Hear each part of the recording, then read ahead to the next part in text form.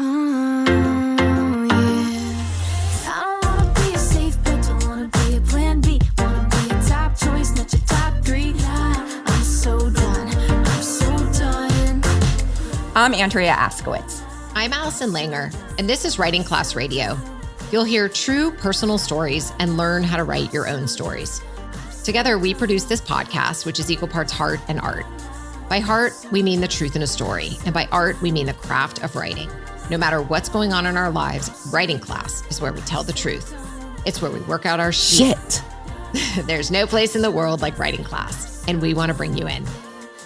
Today on our show, we bring you a story by our very own Allison Langer. You may have read her story in Huffington Post, where it was published May 16th, 2023. In this episode, we want to debunk the idea that writing about the same thing over and over is boring. I want to say that it's absolutely essential to keep writing until you work out your shit. And you will hear that that's what Allison did in her story after the break. We're back. Here's Allison reading her story. My mom and I fought for 55 years. Now battling my son is making me rethink everything.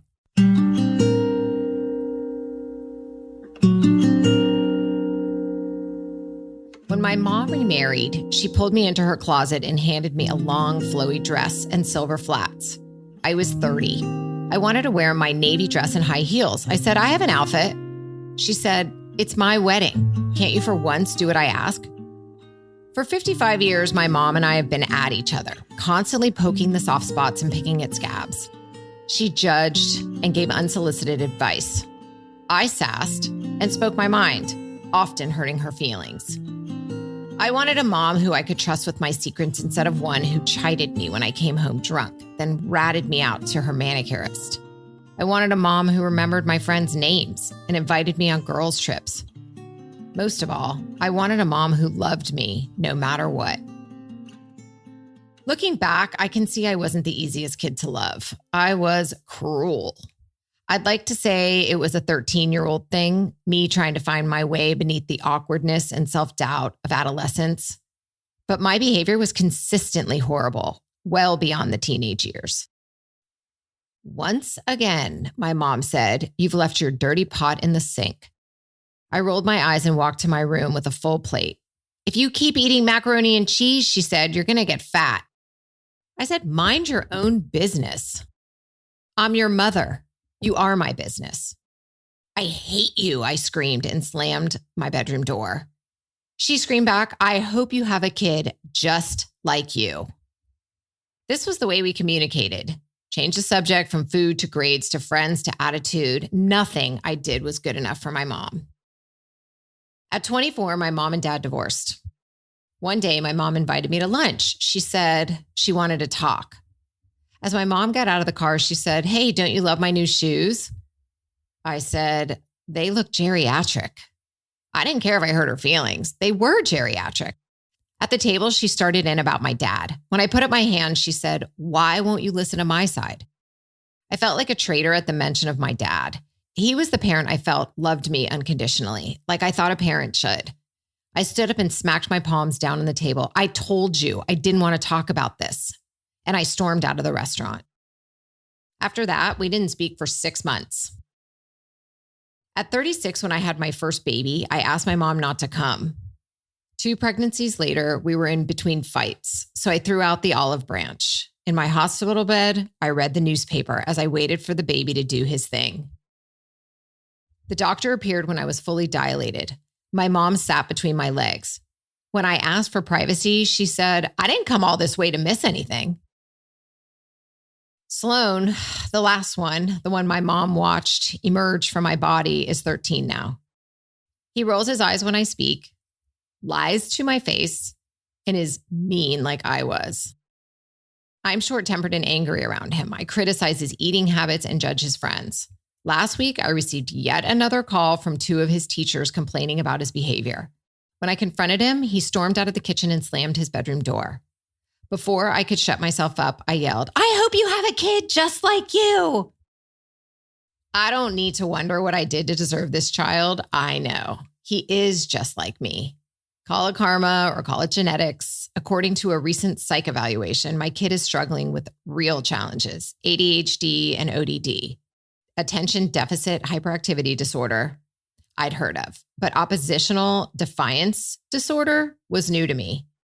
According to John Hopkins, children with ODD are uncooperative, defiant, and hostile towards peers, parents, teachers, and other authority figures. Before Sloane's diagnosis, I researched wilderness programs in military schools. I wanted him out. It may sound evil for a mom to say such a thing about her child, but a child with ODD is disruptive to the entire family. The house is tense. One sideways glance sets off a tantrum. What's left is the ugly side, the screaming, impatient, I can't take this anymore side. Research also suggests that genetics accounts for about 50% of the development of ODD. Shit, did I have ODD too? If so, I wonder if a diagnosis and therapy would have helped my mom and me all those years ago. Maybe we wouldn't have fought so much. Maybe we would have understood what the other was going through, but we didn't have those tools. Sloane's diagnosis dissolves some of the resentment and anger I feel toward him, but I'm bruised. Being his punching bag for 13 years has broken me. Being a punching bag for 55 years broke my mom too. Now I see she did the best she could with the child she was given. I feel hopeful that with a good therapist to help us, Sloane and I may learn how to communicate more effectively, and Sloane may learn the tools to navigate life without losing his patience or pissing people off. So I read this essay to Sloane. We were both in tears. He said, okay, I'll go to therapy with you, but can we talk about this now? He reminded me of all the Mother's Days he woke up early to cut fresh flowers.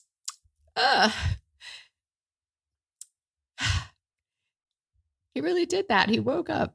He wakes up every Mother's Day. Okay, to cut fresh flowers and make coffee so I would feel special. He said, Blake and Jackson don't do that. And I was seeing only the bad stuff, and he was right. I promised to do better, I said. I love you like crazy. Me too, he said. When I read the essay to my mom, she said, I've always loved you, Allie, even when you were nasty. Oh, yeah. What I've started to understand is that maybe loving your kid unconditionally doesn't mean you take the hits and love anyway. Maybe it means you protect yourself, but leave the door slightly open for your kid to walk through when you're both ready and able. I think my mom always had an open door for me, but I was too angry and wounded to walk through it. I knew I wasn't the child she'd hoped for, but I wanted to be loved for who I was. I imagine she wanted the same. What I've learned is that I wasted valuable years. And for what? The reasons feel petty and pointless now. For 55 years, I focused on my mom's bad side. We all have one. Parenting a child just like me has forced me to focus on his good side. It has allowed me to understand my mom and to forgive her and myself. The time is running out. My mom has amyotrophic lateral sclerosis, ALS, Lou Gehrig's disease. ALS is a neurological disease that affects the nerve cells in the brain and spinal cord. It mangles your body until you can't even swallow. 3 to 5 years is the typical survival rate, and ALS is always fatal. It's been 3 years since my mom was diagnosed. She just turned 80. Before the diagnosis, my mom was often mistaken for my sister. Her zip, intellect, and naturally flawless skin hid her age. The oil paintings she expertly created with her now crooked and weak fingers line the walls of her house, her clients' houses, my brother's house, and mine. Every time I visit, she's less and less mobile. She can't open a jar. She cannot pull up her exercise tights, so now she wears loose pants. Her arms and legs are twigs, and she has shrunk from a solid 5'4" to under 5 feet. She needs help walking up the stairs to her house. I know what's coming, and there is nothing I can do but sit with her, watch the cardinals take turns at the feeder, and wait for the family of deer who comes twice a day for the corn her husband spreads outside their kitchen window. I can show her she matters to me now and how much I love her. On my most recent visit, I was complaining about Sloan and she gave me advice like she always does. She said, therapy and patience, he'll come around. I listened knowing she might just know what she's talking about. Maybe it made her feel good to know I'm going through the same hell she went through, but I don't think so. She looked at me with compassion, not satisfaction, and I started to cry. I'm sorry, she said, you'll get through this. I said, I'm sorry for being such a tough kid. On the way out to lunch, she looked at my frilly skirt, white t-shirt, and gray cashmere sweater. Then she looked down at my white sneakers. Would you like to borrow some shoes? I didn't make a mean comment about her flats. She didn't insist I follow her into her closet and hold me hostage until I acquiesced. No, this time I laughed. Thanks, Mom, I'm good. A few seconds passed as we stared at each other. There was a softness in her eyes. For the first time in my life, I wanted to push the pause button on my relationship with my mom. I wanted to slow down and enjoy her. I smiled and she smiled, and then we turned to go. And that was that.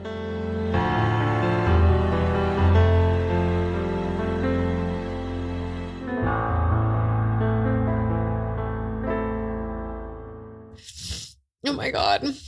I'm so emotional because it's like a year later and it's so much worse with her, obviously, so much better with Sloan, but yeah, it's brutal. It's such a beautiful story. Oh my God. I teared up a bunch of times. I fucking love it. I mean, it's like, this is a hard story for me to just talk about as a story because I mean, we've been friends since Sloan was 7 months old. So I've watched this whole process, and I've watched you write stories about this. But this time, this is true. It's so true. Like, I know that you and Sloan are in a different place now. I know that you and your mom are in a different place now, which is so interesting to see because I don't know. I feel like you've always written true stories. You always do. And I don't know. I feel like there may have been a story like this a few years ago where the hope for this kind of connection and understanding of you being the child and now you being the mother to the same child that is like you. But this time you nailed it. Thank you. I mean, God. It's interesting that you say, though, that I've written about it because I think we have a lot of students in our classes that often say they're writing about the same thing. And even last night when we were all out at your show, you know, with Sue Shapiro and the whole thing and the book publishing, and we were at Books and Books. And well, I'm saying it just because you know, obviously, but our listeners don't. A bunch of our students showed up to listen and be there with us. And they were like, I don't have anything to write about, you know, because I was like, come back to class. And they're like, I'm so boring. And I was, you know, I think sometimes we think we're boring and we think we're writing about the same thing. But I think Danny Shapiro said this, you write about what you know in the moment, and then it might change and it might come out as a different story with a different meaning. So I do think that that's probably what happened here. That, and there's been this situation that you've needed to work out. So it's like something has been like nagging at you bad for all these years, obviously, like your relationship with your mom and your relationship with Sloan. One thing that I love so much about your writing, because it's totally an example of why writing is therapy.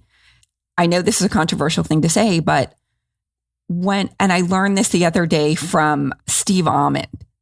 Basically, he says, and what you're doing is you're writing until you have full compassion for every character in the story, including you, the narrator. And so you have come to that. I am so proud of you. I don't know. Is that condescending? I am. I love it. I feel like you've done that. You've been writing and writing this thing until you got to this total compassionate moment. You're hard on yourself, but I think you also understand you, the narrator. Yeah. God. Now that we're talking about it, I mean, Sloan basically, like, shortly after this was published, things started to turn around a little bit. And I think it might have had something to do with us sitting and talking about it and really discussing it and putting it out on paper and him seeing it and him being able to tell me how he feels, and my mom too, like, she's a little bit less willing to change, especially at this time and with her disease and everything. I think just putting it out there on the open is super helpful for a relationship. The scene in this story where you read this essay to him, I'm just imagining he's just sitting there listening, cannot be easy. He's totally open. He says, yes, I'll go to therapy with you, but can we just talk about this? And then he reminds you of the beautiful parts of him. And that was just one of the things. Mm-hmm. I mean, he makes you coffee and brings you flowers, but he makes you dinner all the time. Mm-hmm. I mean, he's different than your other kids. He is nurturing. Yeah. He is the one that's like love pouring out. So God, that moment was so beautiful. And I just want to shout out to him because he turned his whole life around. He got on started eating differently, exercising, cut the sugar, like just really tried to do really good things for his brain and his body. And then the ODD, I have not seen in a year. The ADHD, I mean, he still would rather be doing anything other than his work, but he's making all A's and B's. The kid was making D's and F's. I just think that it's a testament to our children that they're stronger than we think, but also if we can just stick it out, if I had known that he would turn it around, maybe I could have gotten through it, but we never know. I think it's a testament to you and to writing. Okay. I think it's you for pushing and for asking yourself what the fuck is going on, which is what every essay is. Why is this happening? Why am I acting this way? Where did this come from? Is it because of my mom? Is it because of my relationship with my mom? Am I the same? I mean, that whole I hope you have a kid exactly like you. You've been asking that question about, is he that kid? And so you kept asking. I don't know. I think it's you. I love this narrator. I mean, should I even go through it, or is that the lesson here? The lesson is it's okay to keep writing the same thing because there's obviously something we need to work out. Yeah. I think that's a good lesson. And even if you've written some of these little pieces, I've heard some of these in old essays, and I want to say that to our listener. Some people are very self-conscious about using a scene that they've already written. That's your material. The moment where your mom wants you to change your shoes or wants you to wear the outfit she wants you to wear for her wedding. That's come up in other stories because it's a really great example of your mom trying to make you someone you're not. Or that's a great example of your mom being pushy, and that's a great example of you pushing back. So that's why you use it. So it's okay. You can use the same material. And like Danny Shapiro says, you're using that material in a different way now because you're standing in a different place and time. Fucking gorgeous. Thank you. Thank you. Thank you. We have to say that it's also published in the Huffington Post and Noah Michelson. It might be Mickelson. Noah from the Huffington Post is the most amazing editor that we love him. And they actually did a series of this. So they had me do videos to put on their Instagram of me telling a summary of this stuff, half and half. So that was kind of fun because I guess it got a lot of hits. But it's funny because I did run into a lot of friends and people who called me or ran into me and said, oh my God, I have a kid just like that. This really helped. Everybody wanted to help. Everyone wanted to tell me I was going to get through it, that their kids are awesome now. It's amazing that putting your story out there just brings the community toward you, which is really cool. And didn't people come to you on both levels? One, because you're the mom of this son, and also your mom isn't well right now. So didn't a ton of people come to you and be like, oh my God, I'm in that situation too? Yes. There's something I noticed. I did underline everything and have tons of exclamation points. Oh. You keep the door open. That really hit me. Doesn't mean you take the hits, but you just keep the door open. And then your mom might have had the door open. I love how you understand your mom. Oh, yeah. Thank you so much, Allison Langer, for telling the story. And thank you, Noah Mickelson, for publishing in the Huffington Post. And thank you for listening. Writing Class Radio is hosted by me, Allison Langer. And me, Andrea Askowitz. Audio production by Matt Cundill, Evan Surminski, and Aiden Glassey at the Sound Off Media Company. Theme music is by Justina Shandler. There's more writing class on our website, including stories we study, editing resources, video classes, writing retreats, and live online classes. If you want to write with us every week, or if you're a business owner, community activist, group that needs healing, entrepreneur, and you want to help your team write better, check out all the classes we offer on our website, writingclassradio.com. Join the community that comes together for instruction, an excuse to write, and the support from other writers. To learn more, go to our website or patreon.com/writingclassradio. A new episode will drop every other Wednesday. There's no better way to understand ourselves and each other than writing and sharing our stories. Everyone has a story. What's yours? So done. Produced and distributed by the Sound Off Media Company.